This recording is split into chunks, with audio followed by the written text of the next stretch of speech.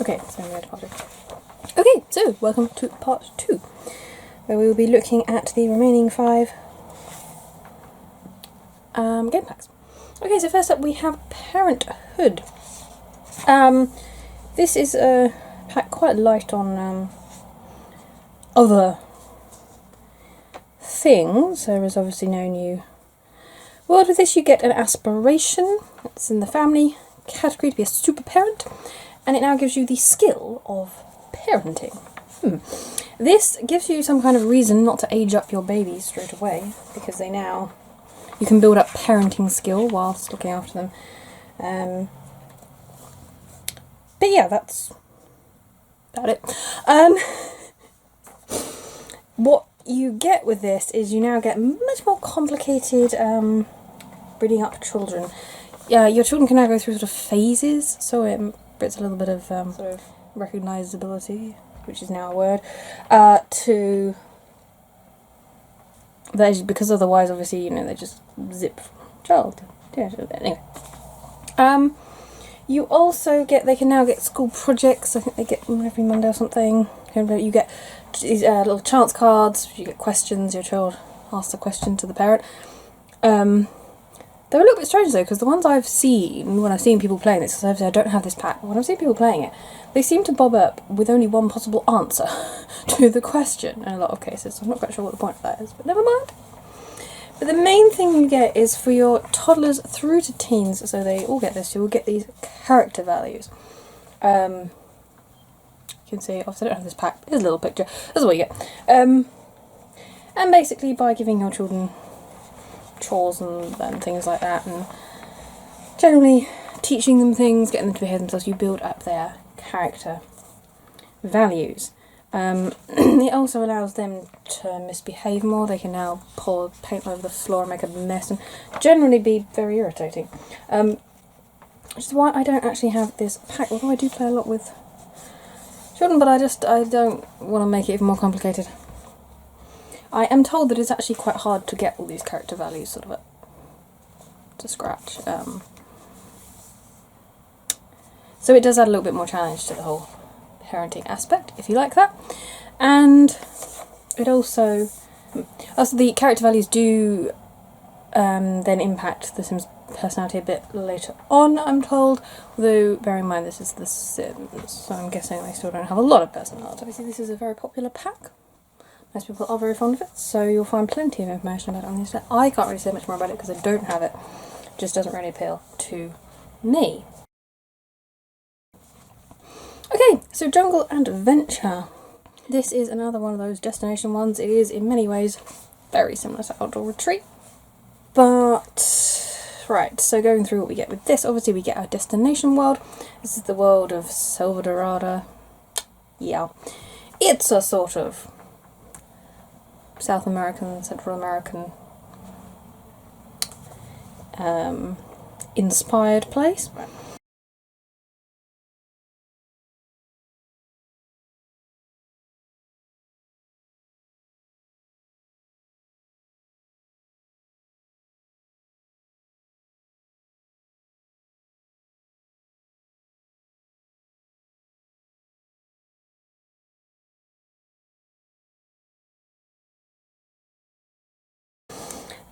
You get with it, you get a decent amount of sort of other stuff. You get 2 aspirations, they're a little bit tutorial-y.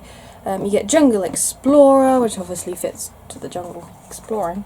And you also get Archaeology Scholar, and this obviously fits in with our new skills. We also get a couple of lock traits, Creepy Crawly and Peace and Quiet. Do look out for these when you go to stay in the jungle.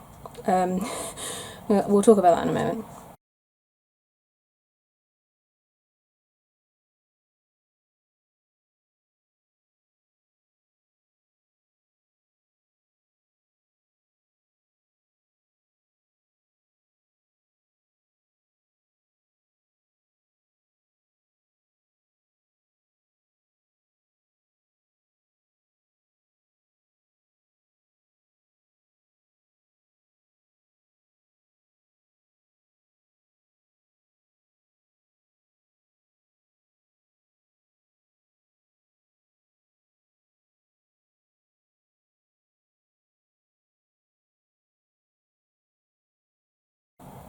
You get 2 new skills. So you get the archaeology skill. Now you can build this up by going around excavating dig piles in Soldorado. Then when you get a bit more skill, you can just make your own place. You can excavate it. Then you can examine your artifacts on your archaeology table, which is a new thing that you get.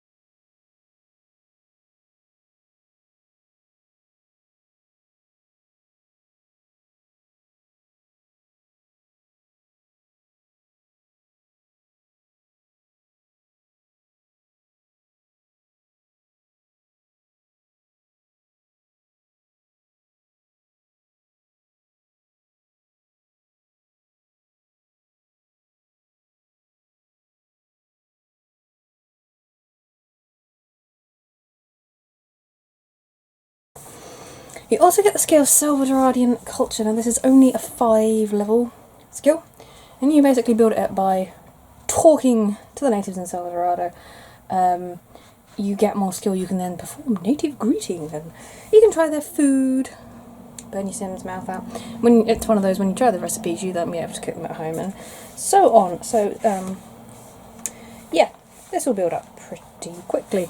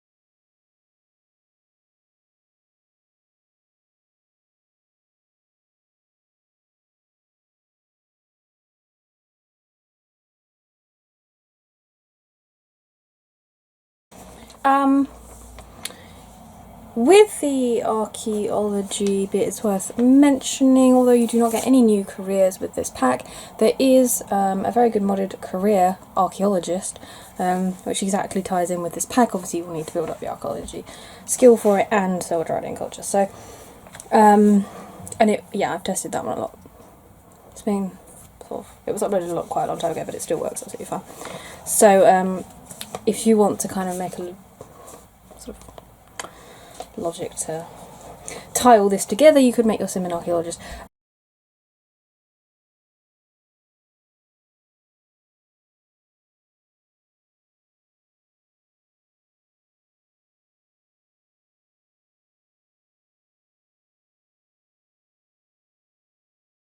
The archaeology skill is actually quite useful if you want to earn some money, because when you do get up to level 10, I'm pretty sure you have to be at level 10, anyway, you will actually be sent artifacts to authenticate from some, is it meant to be some university or something?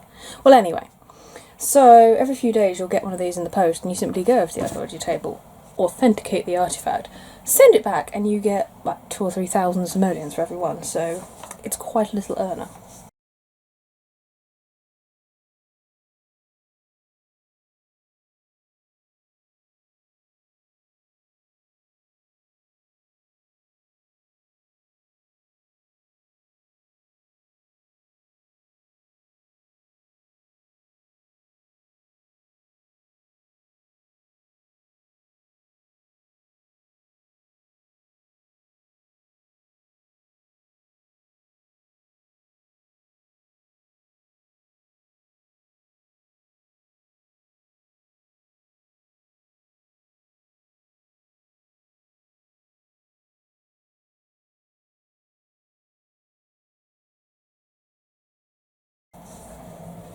Okay, so what other stuff does this add? Well, obviously you get quite a lot of things for new collections. You get new fish, fossils, crystals, there's new gardening options, avocados, that kind of thing. But you also get a whole new lot of collection sets for artifacts and relics. These are a little bit, but just gloss over it. It's a game. Because essentially, yes, you're going to go over to this beautiful, pristine landscape, dig up this ancient culture's artifacts, and then pinch them and put them in a display case in your own home. But we'll gloss over that. You do get a couple of, well, I think there's one new death with this. You can die from poisoning, but you can get that from various kinds of insects and things. This is where to beware of. There's a very cheap place you can stay in Sims4, which has a lot trait of creepy crawlies. Doesn't sound that bad. Yeah, it is. Do not go to the jungle without being well stocked with supplies. And if you're going to stay in the creepy crawly house, you'll need to be stocked there as well, because you will get attacked by creepy crawlies all through the night, and some of them do cause fatal poisoning. And you have to basically buy an antidote on the computer for thousands of moments, or you can make one if you have the right ingredients, but you need to find them in the jungle. So then obviously we get the jungle. Now this is why this pack is often sort of billed as being like Outdoor Retreat, but more fun, because there's more to do. This is true in a way. One of the problems I have with the jungle though is it kind of goes on too long. You're exploring and there's no kind of shortcuts. Like I kind of thought, well, wouldn't it be better if after you've got to a certain, like almost like a little checkpoint, so now you can go from where you're staying straight to that point, because you know, there are some interesting things in there. There's a particularly interesting tree I rather like, which grows all these berries you can eat for all different emotions. And like all these things, you can just bring them back and plant them on your lot. You've then got various, when you get into the ancient ruins, before that you've got various little things to go through, chance cards and things, where if you've got certain supplies or you've got certain skills, you'll be able to get through them more easily without the sort of negative consequences.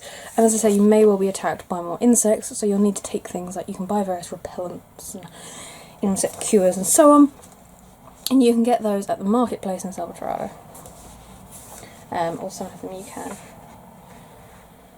buy from other sources, or of course you can put a cheeky mod on that allows you to buy everything you need from the mailbox.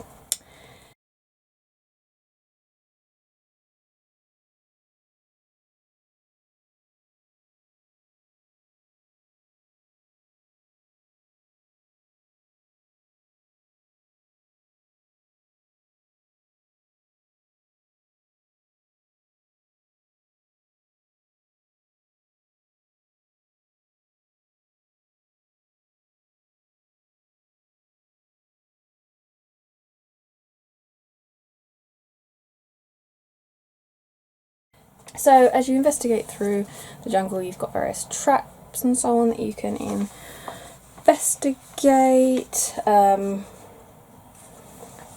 You can obviously take supplies with you, take some food with you. There's some bushes that you can nap in or do other things in.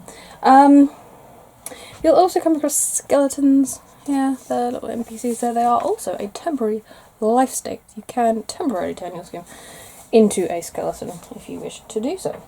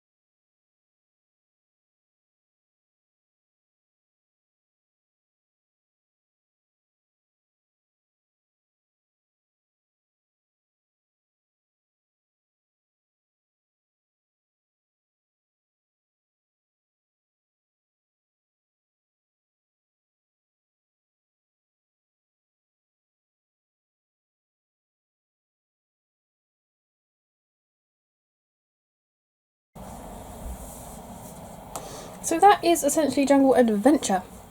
You kind of have two branches for this. You can go down the sort of archaeology route there, digging up all your relics and collecting those or so on, or you can explore the jungle and around that.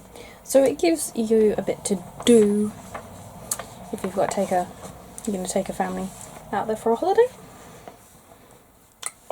But obviously, like many of the game packs, it is quite self-contained if you're not particularly going to stay there, although obviously you will meet the Silverdoradians wandering around in your other worlds as well.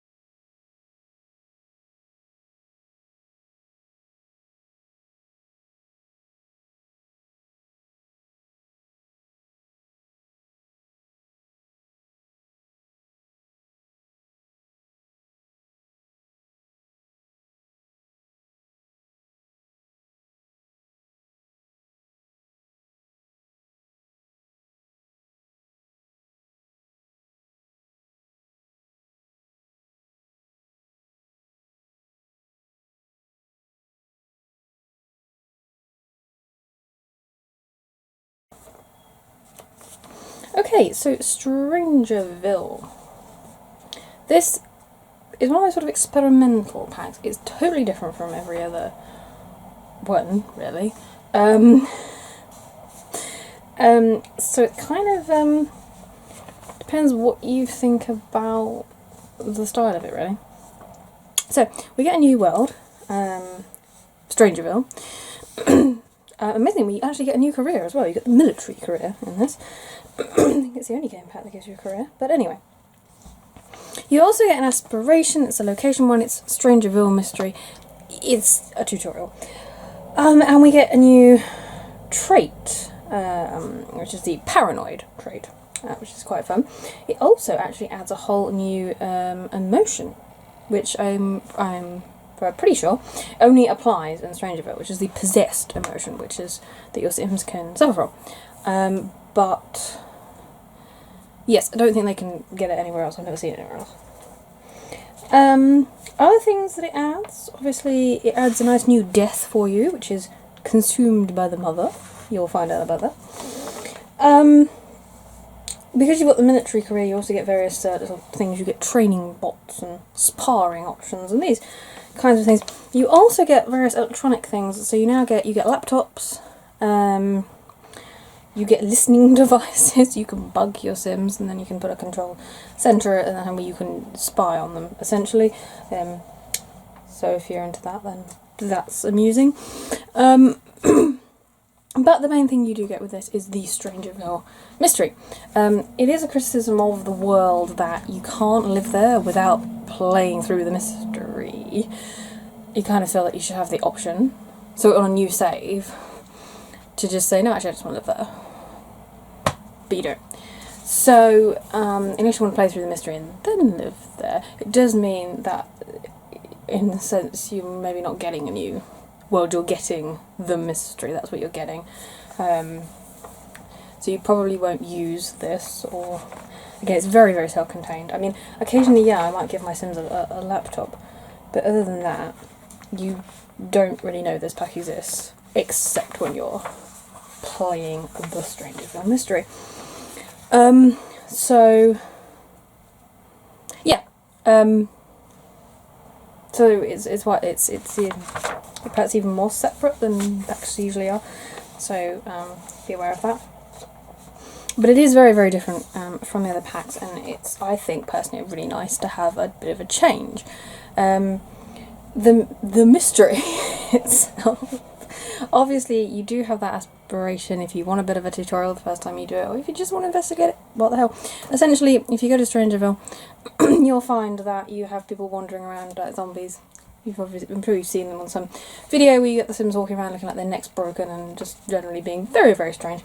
That's in Strangerville. They're possessed. Strange things are happening, and if you send your Sims, set up a family, send your Sims to live there, you'll find that they start getting possessed at various times, and essentially you need to work out why. You go and talk to people, you get various places that you can investigate. Of course, it's The Sims. It's not particularly taxing on the mental powers, well, at all, actually. You're just kind of clicking through, especially if you have the aspiration, obviously, that you can just, it will tell you what to do. But, nonetheless, yeah, it's very story-based. It's playing through the stages of it until you solve the mystery. Obviously, I'm not going to talk about it in any detail, so I don't want to spoil things. There are, obviously, YouTube videos out there that will guide you through the whole thing if you want. So basically, yeah, Strangerville, if you fancy doing something very, very different, fancy, playing through this mystery, then this is a great pack. I think it's a good choice, really, as a game pack, because I feel like if that sort of thing doesn't appeal to you, well, fine, don't get the pack, but it gives people who fancy doing that for a change the option. There you go. Get this.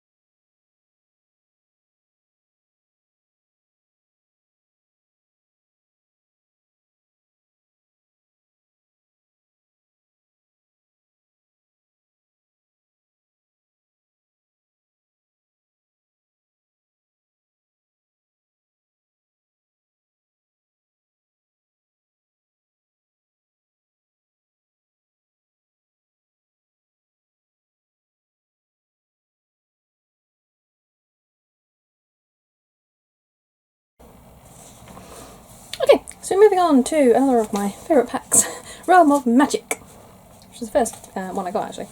The only reason it's my favourite though is because I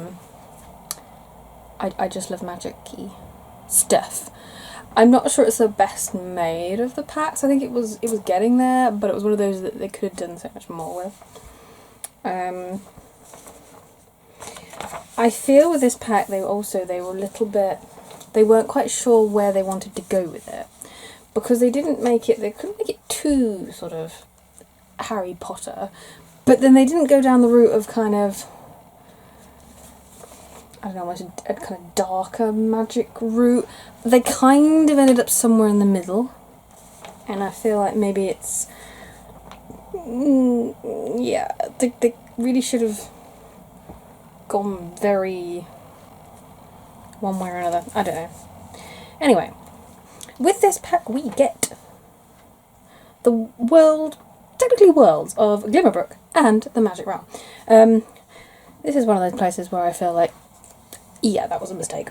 Glimmerbrook obviously is a residential world. It has just 4 lots in it. And you then get the magical portal to the magical realm, something which I was very confused about when I first got this game. This is the first pack I got, so I got this, I think the same time as I got the game actually. Obviously the last Sims game I played was that original Sims, where you did not go wandering about. So when you put the map screen on and you're like, oh, there's the magic portal, you can't go there. What? I didn't realise that, because I'd heard people saying about how, oh, it's so annoying, it's not an open world, so I thought it was completely like you couldn't wander anywhere. And I was like, oh no, that's not what that means, is it? You can. Yeah, I was confused because I just didn't realise, because I hadn't played it before. So I thought the fact that people said it wasn't open world meant that you were just confined to the lot you were on. But of course, you're not, are you?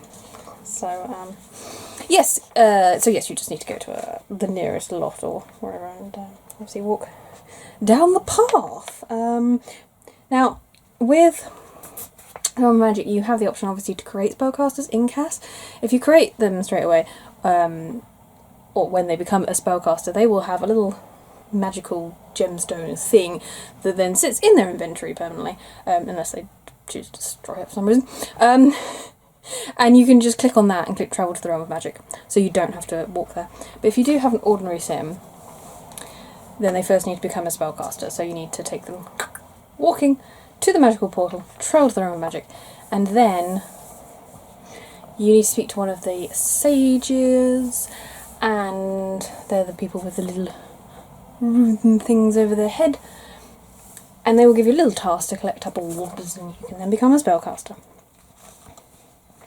Just a quick note on the subject of the sages. If you're looking at the obviously the gameplay of the video, do not get confused by the fact that I have like 5 of them in the game. I should have really videoed this when I didn't have mods installed, but I forgot. So I will talk about that in a moment, briefly. I'm going to talk about it more in another video. But anyway, on the subject of mods, careers as ever are missing from this pack, but this actually really annoyed me, because if I send a spellcaster off to like an office job or something, to me that seems so unnatural. They can do magic. Surely they just like wave their wand and, oh look, I got a promotion. It just doesn't seem realistic that they'd be working an ordinary job.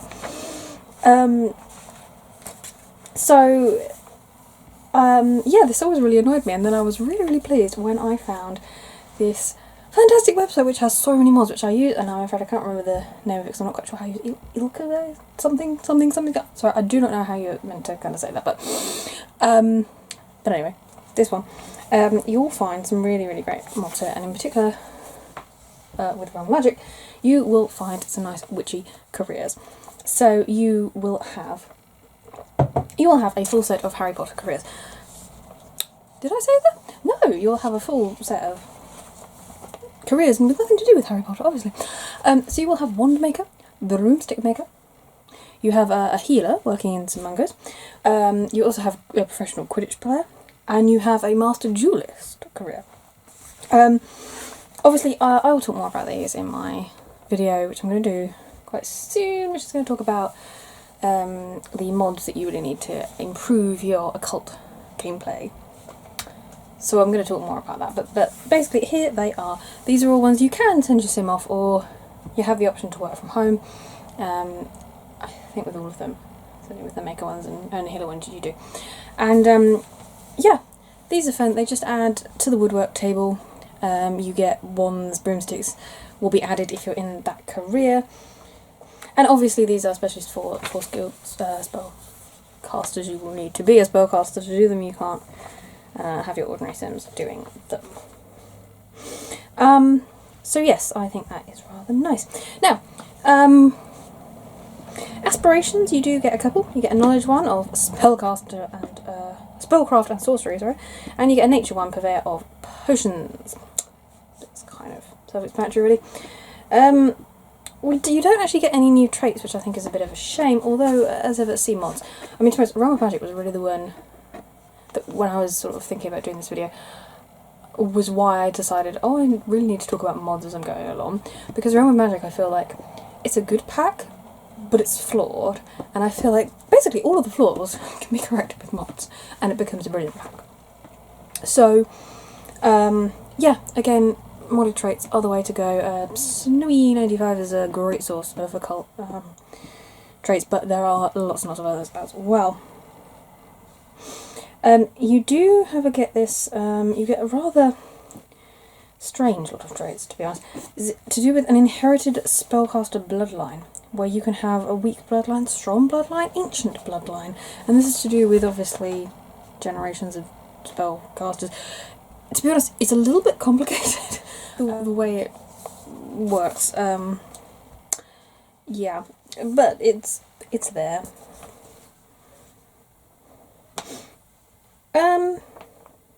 Obviously the main thing you get with this is your spellcastery stuff. You get a couple of new plants now, valerian, mandrake, so some very, very traditional witchy plants, I like that. Which you can obviously use now in your potions. As I said, I've talked about how you become a spellcaster or you make one and so on. You now get all the obvious things, cauldrons, brooms, wands, and so on. You don't need these. In terms of like the wands, you can just zap the magic straight out your hand kind of thing. But if you think that looks silly and you'd rather make them look more like sort of Harry Potter type, because then you get them to use a wand. Similarly, they do have magic and stuff to sort of teleport about, but if you want them to fly about on a broom, they can. Obviously, bit of a shame you don't get to sort of watch them fly, and they literally just take the broom and disappear straight up in the air. But hey, but it is quite amusing. You do get to see people crashing off their brooms around your around your lot, sort of thing. Not obviously constricted to Glimmerbrook. Strangely enough. Which I don't think I finished until the event today. Yes, the problem with, as I say, the split of the world. Glimmerbrook is a very, very small world. It's quite a nice world, but, you know, you go through into the magical realm, as I've talked about, but the magical realm is then, I think it's one of the nicest of the worlds. It's up there in terms of aesthetics. It's so small, though. And I feel like, because they kind of diluted it into two, it would have been so much better if they just scrapped the residential world, because I don't really see why spellcasters need a special place to live. You'll see them wander around every other world anyway. And then just put it all into the magical realm, because I feel like it's a little bit too small. There's just not quite enough there. But anyway, okay, going back to the other bits. Cauldrons, obviously, you will find these in the magical realm. You can experiment on them, and then once you learn various potion recipes through experimenting, you can then make them if you have the ingredients. Some of them are very simple, like some will just take an apple. And that's a very useful one, that, because I think that's the one that fulfills all your Sims' needs if they drink it. Kind of handy. The really annoying thing is, toddlers can't drink them, which just really annoys me, because that would be so good. It'd be so useful. But never mind. But obviously you can have a cauldron at home as well. You can also brew up, as well as potions, a lot of, was it macaroni cheese or something? That serves 12 people, which is kind of useful. It is just limited to that. But there is a mod that will make you able to cook all sorts of other things in the cauldron as well and get huge portions of them if your Sims get bored of macaroni and cheese. Also, there are mods to extend your repertoire of potions. And, of course, spells. If you do get the, what's it, spell book injector, that thing, you'll need that as a base mod, which is why I put a link to it in the description, but you'll need that to add any spells to your spellbook, and then you will be able to get a lot more. There are loads, so just have a look. Online, the other things you get is you get familiars. You'll find around the place various orbs of whatever, orb of the raven, or the flutter bunny or something it is. It's a bit strange, that one, but it's kind of cute. You can then summon up your familiar, you can bind them to, and then, yeah, that you can just, you can then summon them to kind of help you with your spell. To be honest, they don't do a lot, although if you do get, you will now build up Spellcaster Charge, which is a little circle with blue stuff in that you can see on the Synology panel. And if you do get too much of that, you can get killed. But if you have a familiar, they discharge it in some way so you don't die. So they have a sort of use, but obviously with this you do get a spellcast perk system, so you can open up Synology panel, open up your perks, and it's a little skill tree. It's very much like the vampires, but with this you don't get weaknesses. It's a little bit messy with all the other bits on the level, but yes, this allows you to take on various extra little perks, and from here also you can open your spellbook. As you can see, they've divided it into 4 different kinds, so the potions are a little bit separate because you need to learn those by experimenting on the cauldron, or from ancient tomes, which I'll talk about in a moment. But you can then, if you click on your sim, you can get this practice magic. You've got practical magic, and that's things like they can have the repair spell that will allow them to repair broken objects, scrubberoo to clean a sim or a dirty object or whatever. Those kinds of things. You've also got the mischief magic, which allows them to do fun little things, and you've got untamed magic, which is meant to be a little bit more extreme version of that. You do eventually get some fun things. You can freeze sims, you can set things on fire, you can turn them into rabbits, which is amusing. But it does take a little while. It takes quite a lot of experimenting, endlessly clicking, experiment until we learn all of the spells. The other way that you can learn spells is by looking at ancient tomes. So if you go to the Realm of Magic, there's the bookcases, and you search ancient tomes. Again, it's a little bit dull, waiting for them to find one, and then they need to find one that's at the right level for them, and they can then study that and learn a spell that way, or a potion. They can also get curses on them, from potions going wrong or from people cursing them or so on. And as I say, you can duel with other sims as well. You can also duel them for knowledge. That's another way that you can learn spells and so on. But yes, obviously, performing spells, as I say, does build up your spellcaster charge. And if you go over that, technically that is a new death that you can have. Death from being overcharged. Now, as I say, I'm going to talk much more about this in a separate video, but just to mention, if you look around in the gameplay, and you can see, what's her name? Come on, Nix or something. The lady with the amazing vampire hair wandering around with a purpley thing over her head looking like a sage. She's a sage of vampiric magic. Now, that is a mod.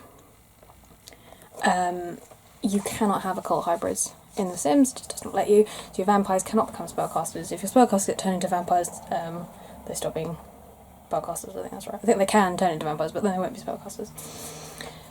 That is very boring. So if you want to do something about that, Zero is the place to go. You'll find a lot of really cool mods over there. You also find ones to make, you've got traditional witchcraft mod, so you can really go down the kind of dark route, which is a lot of fun. And you've also got the option to make vampire spellcaster hybrids. So you take your vampires to the Realm of Magic. You've then got the Sage of Vampiric Magic, who can make them as spellcaster, as well as being a vampire. And then you have various potions that you can make as well at the time with the vampire, and they get new skills and so on. So yes, if you are miffed about no occult hybrids, there you go. This mod, obviously, I mean, it must be quite a complicated sort of one to do that, and I have to say I found it fantastic. I found the occasional little glitch where I was getting sages kind of multiplying madly, so I had about 20 sages wandering around. They were all like different Sims, but they all had the little thing over them, so it's like the normal sage is practical magic, and then, oh, he's a sage of practical magic, oh, so she, oh, okay, what? And I think it was probably caused by this mod, but that might have been my fault having too many mods on. So I found a few tiny glitches, but basically, yeah, it works absolutely fine, and yeah, I do recommend it if you want to liven up things in that department. You also have, so there are so many mods you can get with this. There's so much custom content. Actually, on the gameplay thing, if you look, the family I chose players with, yeah, I'm sorry, I should have probably done it with base game ones, but the cast obviously is included in this video. So if you don't see it there, it's not in this pack. It's CC. I think the family I was actually doing the gameplay with, I think they're pretty much entirely clothed in CC. All those lovely witchy dresses. Yeah, they're all CC. Equally so are the elf ears that they are wearing. I didn't actually mean to do that. I'd put these elf ears on, and I deliberately, actually I think I did put them on one of them just for a laugh, and then they all generated with them. I didn't actually realise, even the little toddler did. I didn't notice. One of them also came out with angel wings, and I didn't notice that. Angel wings, fairy wings, bat wings, all of those things, they're in my game, but I didn't realise they don't work with certain kinds of clothing. So because of the dress she was wearing, like, you couldn't see the angel wings, so I didn't know they were there, and I only realised when she, like, got in the shower or something, and these angel wings appeared, and I didn't even know she was wearing them. Okay, she turns into an angel when she showers. Okay, why not? It made me laugh, so, what the hell. Anyway, you also get a ton of CC wands, brooms, all those things. Okay, so that brings us on to our final game pack, which is a difficult one to talk about. Partly because I don't have it, and partly because I feel like the opinion of the pack was just completely dictated by the fact that nobody wanted it, is the phrase was used. I mean, that isn't 100% true. This came out of there was a survey. I'm not even sure if it was like an official Sims 1 or if it was just something. I think it was something like a Twitter poll or something like that. And there are about 20 options for what do you want to see in The Sims. Star Wars was one of the options, and I'm pretty sure it came out bottom of the poll. However, that's not to say nobody voted for it. Several hundred people did, or even, I'm not sure. But anyway, quite a few people did. So it's a little unfair to say nobody wanted it. However, it did come out bottom of this poll, for like 20 items or something. The point is, it was just a shameless brand collaboration. EA have the rights to Star Wars games, but they already make Star Wars games. So I don't know why they want to put it in The Sims. They seem to feel like that would make Star Wars games players play The Sims. Now, I don't think it will. It doesn't work in The Sims. That is my opinion, and I'm not alone in that. But, to talk about what you do get with it, you get obviously the destination world of the two. It is in every way completely separate from the rest of your Sims game. It has no relevance to it, so when you go there you have to have a separate outfit to go there, you will have a separate currency. Yeah, it just doesn't fit with anything else. You get a couple of new aspirations in their own separate Star Wars category, coming back to the way it doesn't fit with the others. Galactic Privateer, or you have Hope versus Order. Sounds thrilling. I mean, you can actually see how badly this I was fit. How badly this pack fits with all the others, because if you're scrolling up through Origin and you're looking at all the packs, and you can clearly see there's all your expansion packs in that light blue, there's your game packs in the dark blue, green stuff packs, and you go and oh, does it look like it integrates with the game? It doesn't. It's like even the design of it doesn't fit. It's strange. So you get some stuff with this. Technically you get missions. the new stuff you get lightsabers, droids, spaceships and stuff. Yeah, it sounds kind of thrilling when you say it like that. I'm told it really, really isn't. The problem is that the whole Star Wars universe does not work in The Sims. You don't have... I mean, the way Star Wars works is, you know, if you're going to become a Jedi, you can't become a Jedi when the Force doesn't actually exist in The Sims. It doesn't even exist in the world of Batu. It's not mentioned. It's not there. So it doesn't work. The other problem is, of course, The Sims, as we know, at least The Sims 4 as it stands, is very down on negative consequences. And this obviously is the Star Wars of the Disney Star Wars, so it's all about, you know, the First Order coming around, being generally evil, but it's horrendously Disneyfied, and then within The Sims as well, it doesn't work. Because if you get caught by stormtroopers, they tell you off, and then send you on your merry way. Yeah. I've heard slightly conflicting things about the missions from watching review videos of this pack, but I've heard nothing good. So some people reviewing it have said they found the missions too hard to complete, simply because they were given missions to go and talk to somebody or other, and since they don't watch Star Wars, they've never heard of this person, so they don't know who it's meant to be, and apparently if you'd seen Star Wars, you'd know who that was. Or you get complicated things about, you know, what are they called? Crystal things that go in lightsabers, that you don't... If you're not really into Star Wars, you ain't gonna have a clue what they're talking about, and that just confused people. On the other hand, I've seen lots of reviews where people have said these missions are so easy that they're just mind-numbingly stupid, because you just go and, oh, break into this, which you do. You know, that was easy. All these stormtroopers were walking past you when you did it, and you did.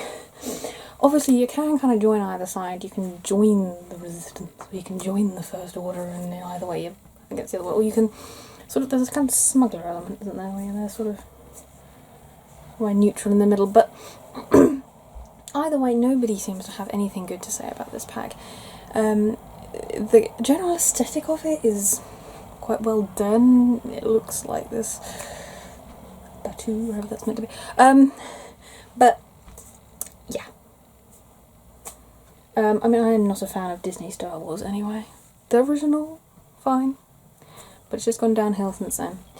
And when Disney took over, oh god, don't get me started. I'm told that this pack is actually something to do with there's a new Disney theme park. Well, I think Batu is actually, that's where it is, this thing. So I can't for the life of me think why, if they wanted to do this, why they didn't do it properly. And instead of making it an actual Star Wars, but which doesn't work, because Star Wars doesn't fit within the universe of The Sims is set in the real world. Oh yes, it has vampires and spellcasting, yes, but it's still within the real world. Star Wars isn't. It doesn't work. I just feel like it's too... Yeah, you're trying to ram together two things that don't fit together.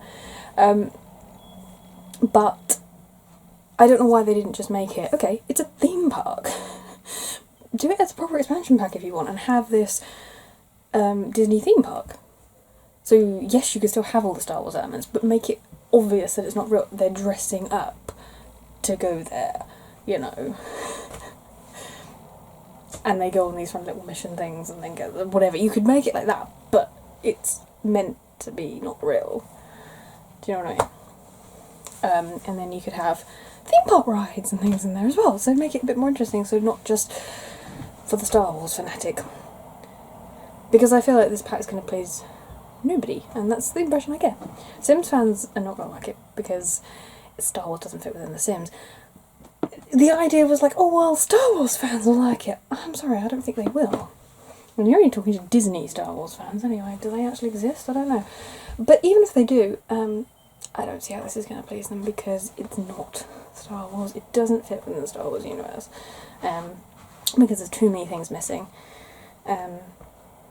So I feel like it would just annoy them. But yes, as I say, this is a very, very specialist kind of pack. I don't think you would use anything in it anywhere else. Quite honestly. Because how often do you build a grungy spaceport in your ordinary lots? So yeah, I know I'm very negative about it, but I don't have this pack, so I can't directly comment on it. But it's just, the reason I don't have it is because everything I've ever seen about it is very, very negative. The world kind of looks okay, but then you realise it's all just shells. You can't go anywhere in it. It's just set dressing. Yeah. I don't even know any mods that improve it, because I'm not sure if modders can be bothered with it. I think it's just so unpopular. It was definitely a mistake on the part of EA, so best glossed over, pretend it doesn't exist. I mean, obviously they do, if you do, you know, think, oh, what the hell, I want to try it out. Obviously they do these regular half-price sales. As I've spoken about, so game packs, and certainly in the UK that would bring them down to £9. It's not very much, but I read several comments when they did a sale, not long after Dota 2 had come out, and they've already put it down to 50% off because they knew it was very unpopular. And I read a couple of people saying, oh look, Dota 2 is on half-price sale, and it's still not worth the price. And that was at the US price, which of course is cheaper there, so, you know. Obviously, yeah. I'm not gonna get it to judge for myself. I'm just gonna accept the general consensus that it's not worth getting. But, yeah. As I say, watch some of the reviews, decide for yourself. And we'll see. But yeah, generally, I think game packs, they're a slightly odd choice to kind of exist at all, because of the way they uncomfortably sit between an expansion pack and a stuff pack. It's kind of, you know, what, but generally I think they are well done. I think they're the best of the bunch in many ways. But yeah, that's just my personal opinion. So, yeah, I enjoyed this quick run through of them. I was being sarcastic. I know it wasn't quick. But we're now going to go on to talk about expansion packs.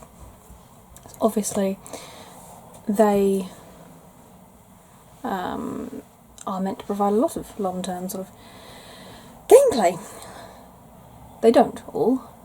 So, oh, I feel the joys of spring. Hello. As there's a randy squirrel chasing another squirrel who isn't quite sure. Anyway, on that note, I shall let you get off, and we'll be back to talk about expansion packs, which again, obviously, I will split into 2 videos. It's going to be quite long. And I'll see you then.